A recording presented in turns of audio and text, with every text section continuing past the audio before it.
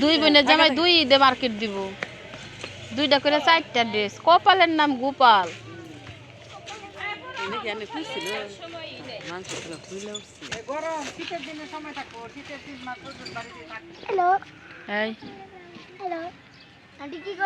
পছন্দের মাছ এটা, রুহানের আব্বুর পছন্দের মাছ, আমি আপনাদের সাথে শেয়ার করি। তারপরে এটাও রুহানের আব্বুর পছন্দের মাছ, এটা আমার পছন্দের মাছ। 3 আইটেম মাছ আনছি নদীর। এখানে আছে বালিয়া মাছ, চিংড়ি মাছ, মানে এটা 5 আইটেমের মাছ আছে, মানে 5 মিশালি মাছ যেটাকে বলে নদীর মাছ। আর এটা গুঁড়া মাছ, এটা আমার পছন্দে।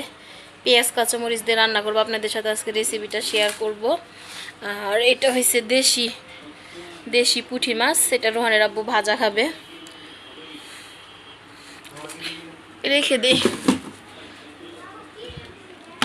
পরে রান্না করব। রান্না এখনই করব, রেসিপিগুলো আপনাদের সাথে শেয়ার করব।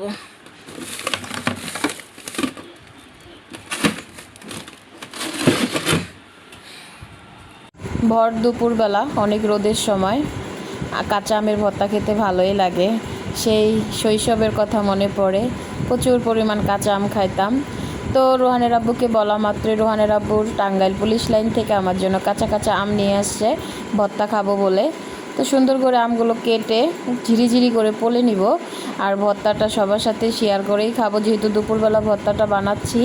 আর 3:30টার দিকে রোহানের প্রাইভেট আছে, ভাবিদের জন্য নিয়ে যাব। ধন্যবাদ, ভিডিওটা দেখবেন সবাই।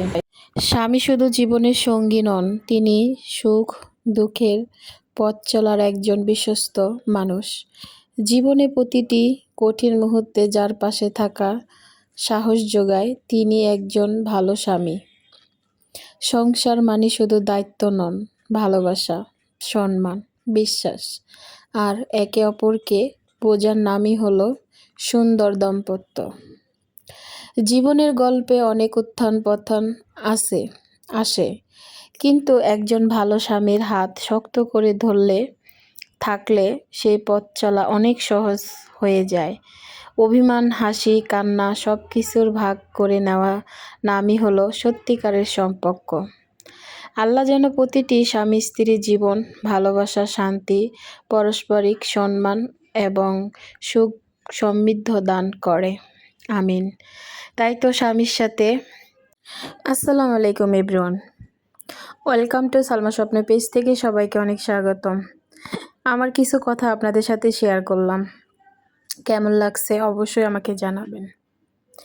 তো দুইজনে ঘুরতে বের হয়েছি বলতে কোনো এক কাজে গেছিলাম, আর দুইজন বাইকে বসে খুব সুন্দর গল্প করতেছিলাম। উনি আমাকে বলতেছে, আমি শুনতেছি। তো এই পাশে ছেলেকে বাদ দিয়েই চলে গেছিলাম আমরা দুইজন একটু ঘুরতে। ছেলে গেটের সামনেই দাঁড়ায় ছিল। আর দুপুরবেলা সাজনা দিয়ে আলু দিয়ে টাটকিনি মাছ রান্না করছি, সেটা দিয়ে দুপুরের খাবার খাবো একসাথে সবাই।